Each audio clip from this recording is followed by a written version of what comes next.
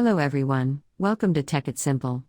Today's tutorial is about how to log into ICICI Bank from your device. ICICI is an Indian multinational banking and financial service company. It is the second largest bank in India in terms of assets and market capitalization.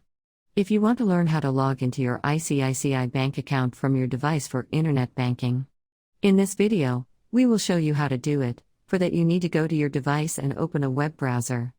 Then at the top tap on the search box and enter ICICI Bank Login, then here you can see the online banking option and you need to tap onto it. So the login page will appear over here, you need to tap on Login. Here the profile login button, tap onto it, then you need to choose personal banking.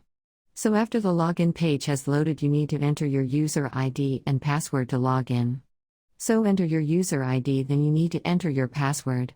Then you can tap on the login button and then you will be successfully logged into your ICICI Bank account online successfully and you can start doing your internet banking from your device. I hope this video was helpful to you guys.